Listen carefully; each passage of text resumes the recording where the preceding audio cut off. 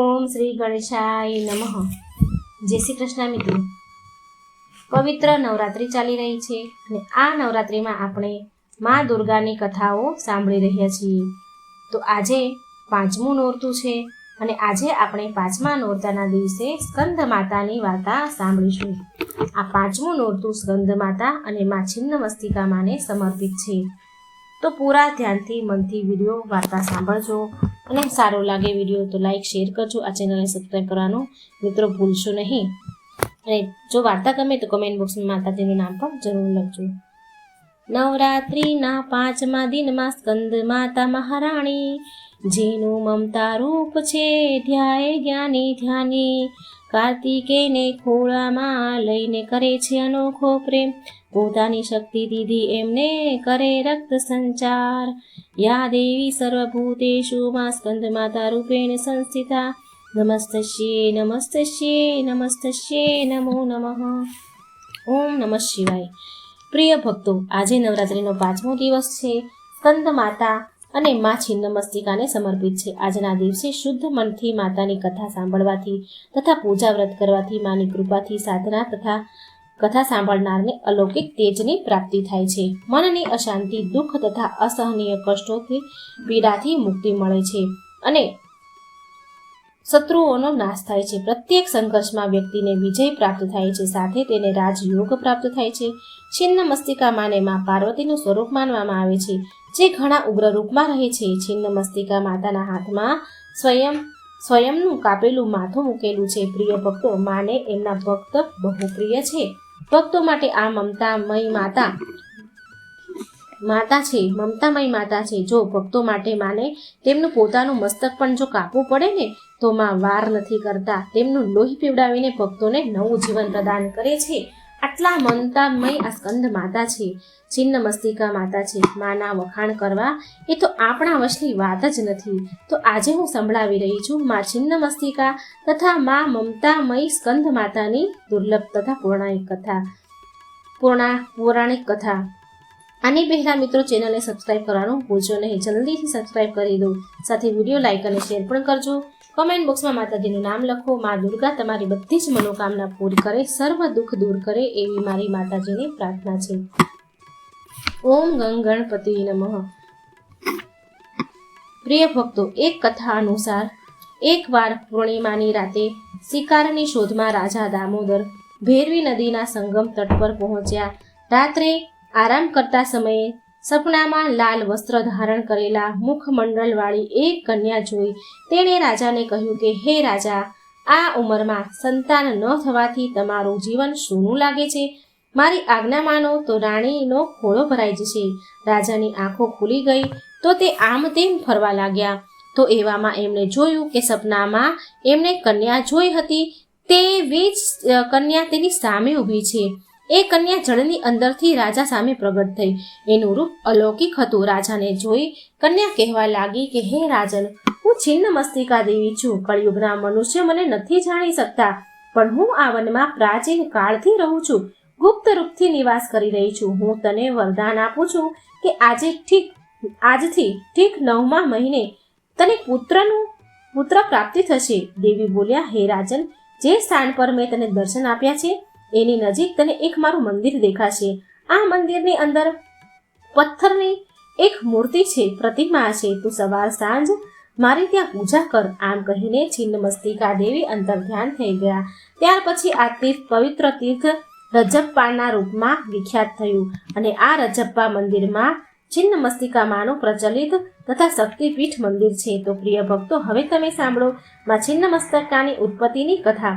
પ્રિય ભક્તો, આ વાત એ સમયની છે જ્યારે દુર્ગમસુર નામનો એક રાક્ષસ પૃથ્વીથી લઈને સ્વર્ગલોક સુધી ઉત્પત્તિ અને ઉત્પાત મચાવી દીધો હતો. તેનો વધ કરવા માટે માતા એની સાથે યુદ્ધ કરે છે. જ્યારે માતા દુર્ગમસુર સાથે યુદ્ધ કરી રહ્યા હતા તો દુર્ગમસુરના વિરુદ્ધ યુદ્ધ દરમિયાન દુર્ગમસુરના એક પ્રમુખ સેનાપતિ, જેનું નામ અઘોરાસુર હતું, તેણે બહુ ઉત્પાત મચાવી રાખ્યો હતો. માટે દેવી શક્તિમાં વજ્ર યોગિનીનું રૂપ લીધું અને રાક્ષસનો વિનાશ કરવા માટે યુદ્ધમાં આવવા એમની 64 જોગણીઓનું તેમને આહ્વાન કર્યું અને યોગિનીઓ ત્યાં ઉપસ્થિત થઈ ગઈ. 64 યોગીનીઓ ત્યાં ઉપસ્થિત થઈ. યોગીનીઓએ મળીને ત્યાં મોજૂદ અસંખ્ય રાક્ષસોનો વધ કર્યો અને તેનું લોહી પીવા લાગી અને મા યુદ્ધના મેદાનમાં નૃત્ય કરવા લાગ્યા. બધા જ રાક્ષસોનો નાશ કરી દીધો. હવે જ્યારે મા પ્રચંડ નૃત્ય કરી રહ્યા હતા તો તે દેવોને જલ્દી આભાસ થયો કે જો માતાનું આ નૃત્ય રોકવામાં નહીં આવે તો આ નૃત્ય જલ્દી સંસારનો વિનાશ કરી દેશે. દેવોએ સમાધાન માટે ભગવાન બ્રહ્માજીને પ્રાર્થના કરી. બ્રહ્માજીએ રસ્તો બતાવ્યો કે માત્ર કામ જ ક્રોધને વશમાં કરી શકે છે. માટે દેવતાઓએ મા દેવી શક્તિના ક્રોધને વશ કરવા માટે કામદેવને કહ્યું. ભગવાન કામદેવ અને તેમની પત્ની રતિ સાથે યુદ્ધના મેદાનમાં બંને આવ્યા અને એમના પર મા ઉપર પ્રેમનું બાણ ચલાવ્યું. દેવી પર તીરનો કોઈ પ્રભાવ ન થયો. માએ તીર તોડીને પાછું કામદેવ અને રતિ ઉપર ફેંકી દીધું. કામદેવ અને રતિ એમના જ પ્રેમના બાણથી ઘાયલ થઈને તેમની ઇન્દ્રિયો પર નિયંત્રણ તે ખોઈ બેઠા. અને પછી શું? યુદ્ધના મેદાનમાં જ સહવાસ કરવા લાગ્યા અને આના ઉપર દેવી હસી પડ્યા અને સહવાસી જોડીને ઇન્દ્રદેવ અને કામદેવ અને દેવી રતિ બંને સહવાસની જોડીમાં તેમણે તેમના પગથી કચરી નાખ્યા. એ સમયે દેવીની મુખ્ય 64 યોગીનીઓએ ભોજન માંગ્યું, કેમ કે લોહીની તરસ ક્યારેય શાંત નથી થતી, એ વધતી જ જાય છે. એ 64 યોગીનીઓની લોહી પીવાની ઈચ્છા વધતી જ જતી હતી. તે ભૂખના મારે વ્યાકુળ થઈ રહી હતી. માથી ભોજન માંગવા લાગી, લોહીની માંગ કરવા લાગી, કેમ કે તે યુદ્ધ કર્યા પછી ભૂખી અને થાકેલી હતી. 64 જોગણી માં દુર્ગા ભવાનીએ વિચાર્યું કે હું સમસ્ત પ્રાણીઓના ભૂખ મટાડવા વાળી છું, ભોજન પ્રદાન કરું છું, તો શું હું મારી પોતાની યોગીનીઓને આવી રીતે ભૂખી છોડી દઈશ? નહીં. હવે માએ તેનું માથું કાપ્યું અને એનું લોહી 64 યોગીનીઓને આપ્યું. જેવું જ એમણે એનું માથું કાપ્યું કે તેના માથામાંથી લોહીની 3 ધારા ફૂટી. 3 ધારા એ યોગીનીના મુખમાં ગઈ અને એક ધારા જે માના હાથમાં એમનું શર હતું, માથું હતું કપાયેલું, તો એમાં જઈ પડ્યું. જેવી 64 યોગીનીઓએ લોહી પીધું તો તે બધા જ પ્રકારની ભૂખ અને તરસથી આત્મા બાંધના આનંદથી ભરાઈ ગઈ. આત્મા બોધ થઈ ગયો. ત્યાર પછી દેવીએ પોતે લોહી પીધું અને આત્મા સાક્ષાત્કાર પ્રાપ્ત કર્યો અને એમણે સ્ત્રોત પાછો ખેંચી લીધો. આવી રીતે આદિશક્તિ છિન્ન મસ્તિકા બની ગયા. સંસાર કામ કે વાસના, ઈચ્છા, ધન, સંપત્તિ વગેરેની પાછળ પણ આ આનંદ નથી આપી શકતું. આનું પરિણામ માત્ર દુઃખ જ હોય છે. રતિ અને કામદેવને કચરીને દેવી છિન્નમસ્તિકાએ સ્પષ્ટ સંદેશ આપ્યો છે કે પ્રિય ભક્તગણો, બીજી કથા અનુસાર કહેવાય છે કે એકવારમાં છિન્નમસ્તિકા 2 સખીઓ હતી જેની જયા અને વિજયા નામ હતું. એની સાથે મંદાકિની નદીમાં સ્નાન કરવા માટે ગઈ. સ્નાન કરતા સમયે માની બંને સખીઓને બહુ તેજ ભૂખ લાગી.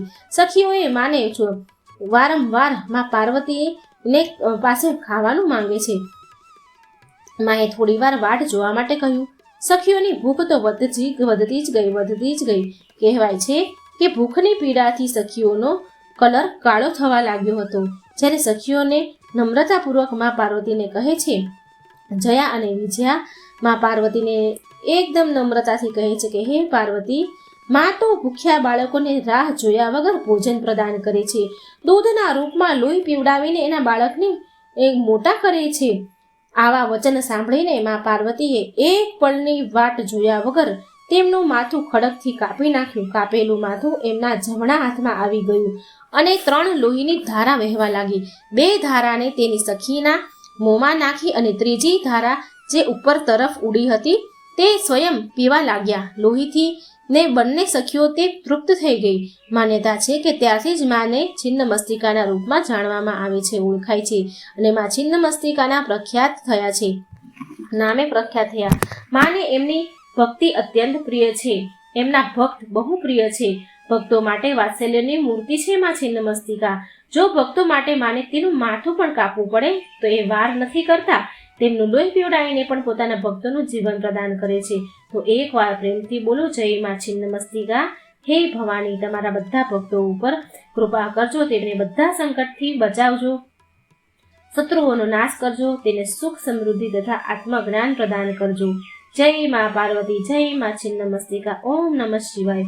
પ્રિય ભક્તો, હવે આપણે સાંભળીએ મમતામય બહુ દુર્લભ સુંદર પૌરાણિક કથા માં સ્કંદ માતાની કથા. નવરાત્રિના 5મા દિવસે સ્કંદ માતા મહારાણી, જેનું મમતા રૂપ છે ગુણ ગાય ધ્યાની જ્ઞાની. કાર્તિકેયને ખોળામાં લઈને કરે છે અનોખો પ્રેમ, પોતાની શક્તિ દીધી તેમને કરે રક્ત સંચાર. યા દેવી સર્વભૂતેષુ માં સ્કંદ માતા રૂપેણ સંસ્થિતા, નમસ્તસ્યે નમસ્તસ્યે નમસ્તસ્યે નમો નમઃ.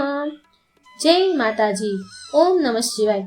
પ્રિય ભક્તો, સૂર્યમંડળની અધિષ્ઠાત્રી દેવી માં સ્કંદ માતાને સમર્પિત છે. આજના દિવસે પ્રસન્ન મનથી માં સ્કંદ માતાની કથા સાંભળવાથી સાધકો તથા સાંભળનારને અલૌકિક તેજ પ્રાપ્ત થાય છે. મનની અશાંતિ, દુઃખો અને અસહનીય કષ્ટોથી મુક્તિ મળે છે. વ્યક્તિ જન્મ મરણના ચક્રમાંથી છૂટી જાય છે. મોક્ષ પ્રદાન કરે છે માં, સાથે યશ વૈભવ પુત્ર પ્રાપ્તિ આપે છે. તો આજે હું સંભળાવું છું શારદીય નવરાત્રિ માં સાંભળવામાં આવતી માં સ્કંદ માતાની અતિ દુર્લભ કથા.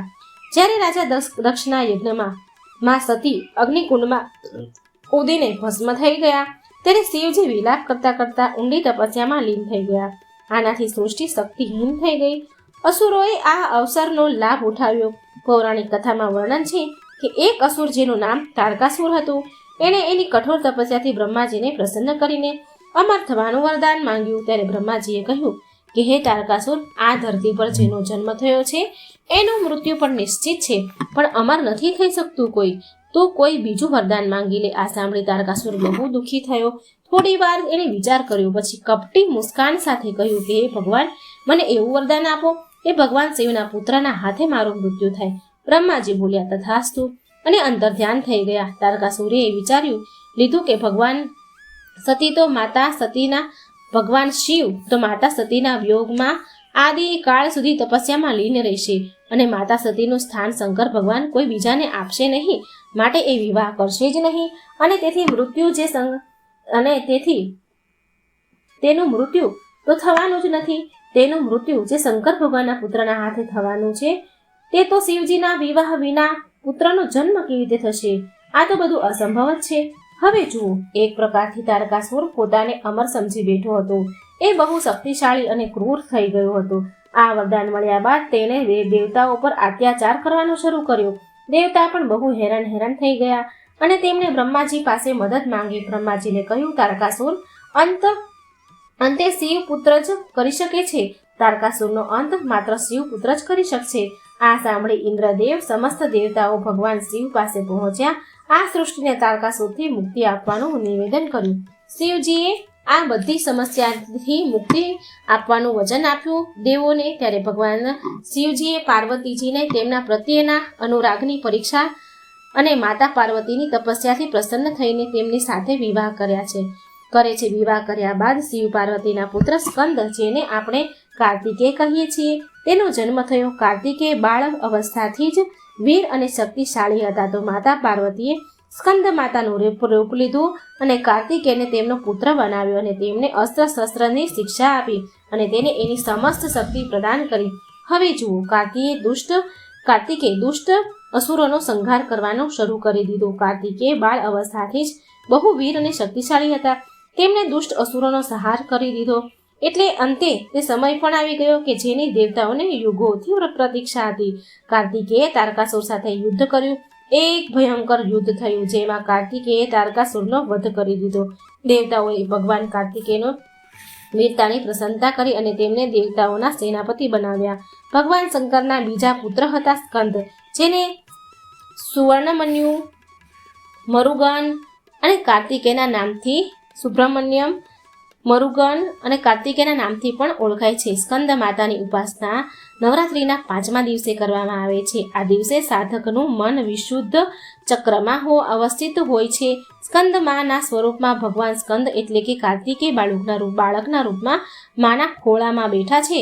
સ્કંદ માતાની 4 ભુજાઓ છે, જેમાં ડાબી બાજુની ઉપરની ભુજામાંથી 6 માથાવાળા ભગવાન સ્કંદને પકડીને બેઠા છે, વહાલ કરે છે, અને ડાબી બાજુની નીચેવાળી ભુજાને ઉપર તરફ ઉઠેલ છે, તેમાં કમળનું ફૂલ છે જમણી બાજુની ઉપરની પૂજા ઉપર આશીર્વાદ મુદ્રામાં છે અને નીચેવાળી પૂજામાં કમળનું ફૂલ છે. આ ભગવાન સ્કંદ કાર્તિકેયની માતા છે. સ્કંદ માતાનું વર્ણ અત્યંત શુભ છે. માં કમળના આસન પર બિરાજમાન છે. આ માનું વાહન સિંહ છે. આ કારણથી આ માને પદ્માસના દેવી પણ કહેવાય છે. સ્કંદ માતા આ સૂર્યમંડળની અધિષ્ઠાત્રી દેવી છે. તેમના ઉપાસક અલૌકિક તેજ અને ક્રાંતિયુક્ત હોય છે. એમની પાસે એક અલૌકિક પ્રભા મંડળ અદ્રશ્ય ભાવથી સદા બનેલું રહે છે, જે એની સદા રક્ષા કરતું રહે છે અને એના યોગ મોક્ષનું નિર્વાહ કરે છે. નવરાત્રિના પૂજનમાં 5મા દિન શાસ્ત્રોમાં પુષ્કર મહત્વ બતાવવામાં આવ્યું છે. આ ચક્રમાં અવસ્થિત મનવાળા સાધકના સમસ્ત બ્રહ્મક્રિયાઓ અને વિતવૃત્તિઓના લોપ થઈ જાય છે. એ વિશુદ્ધ ચૈતન્ય રૂપની તરફ આગળ વધે છે. તેનું મન સમસ્ત સંસારની માયાના બંધનોમાંથી વિમુખ થઈ જાય છે. પદ્માસના માતા સ્કંદ માતાના સ્વરૂપમાં પૂરી રીતે વિલીન થઈ જાય છે. આ સમયે સાધકને પૂર્ણ સાવધાની સાથે અગ્રસર થવું જોઈએ. તેનું પૂરું ધ્યાન સ્કંદ માતાના રૂપમાં એકાગ્ર ચિત્ત રાખતા પૂજા વિધિ વિધાન વગેરે કરવું જોઈએ. સ્કંદ માતાની ઉપાસનાથી ભક્તની બધી જ ઈચ્છાઓ પૂરી થાય છે. આ મૃત્યુ લોકમાં જ તેને પરમ શાંતિ અને સુખનો અનુભવ કરાવે છે. માં એના માટે મોક્ષ દ્વાર સ્વયં ખુલી જાય છે. માં સ્કંદની ઉપાસના બાળ સ્વરૂપ સ્કંદ ભગવાનની ઉપાસના પણ સાથે જાતે જ થઈ જાય છે. આ વિશેષતા માત્ર આ માતાનેથી જ પ્રાપ્ત થાય છે. સ્કંદ માતાની ઉપાસના કરવાથી મન પવિત્ર થાય છે અને મોક્ષનો માર્ગ સરળ થઈ જાય છે. સમસ્ત દુઃખોનો સાગરથી મુક્તિ મેળવી જાય છે. આ માની ઉપાસના સારો ઉપાય છે મોક્ષ પ્રાપ્તિ માટે. આના જેવો બીજો કોઈ ઉપાય નથી. સ્કંદ માતાની ઉપાસનાથી ભક્તને મનની શાંતિ સુખ પ્રાપ્ત થાય છે અને એ બધા દુઃખોને કષ્ટથી મુક્તિ મેળવે છે. સ્કંદ માતાની ઉપાસનાથી ભક્તને મોક્ષની પ્રાપ્તિ થાય છે. વ્યક્તિ જન્મ મરણના ચક્રમાંથી છૂટી જાય છે, પરમ આનંદને મેળવે છે. સ્કંદ માતાની ઉપાસનાથી ભક્તની બધી જ મનોકામના પૂરી થાય છે. ધન સંપત્તિ યશ અને વૈભવ મેળવે છે. પ્રિય ભક્તો, નવરાત્રિના 5મા દિવસે સ્કંદ માતાની કથા સાંભળવાથી વાંચવાથી સ્કંદ માતાની ઉપાસનાથી ભક્તોની બધા પ્રકારની મનોકામના પૂરી થાય છે. સ્કંદ માતાનો મુખ્ય મંત્ર આ પ્રમાણે છે: ચંડ વીરા ચંડ માયા ચંડ મુંડ પ્રહજની તા નમામી ચ દેવસી ચંડી કામ ચંડ વિગ્રમમ. એકવાર પ્રેમથી બોલો સ્કંદ માતાની જય. જય મા ભવાની. તમારા બધા જ ભક્તોના દુઃખ દૂર કરજો. હે મા ભવાની, બધાનું કલ્યાણ કરજો. જય મા ભવાની. ઓમ નમઃ શિવાય. મિત્રો, વિડીયોને શેર કરવાનું ભૂલશો નહીં. ચેનલને સબસ્ક્રાઈબ કરવાનું ભૂલશો નહીં. જય શ્રી કૃષ્ણ. રાધે રાધે. Thank you.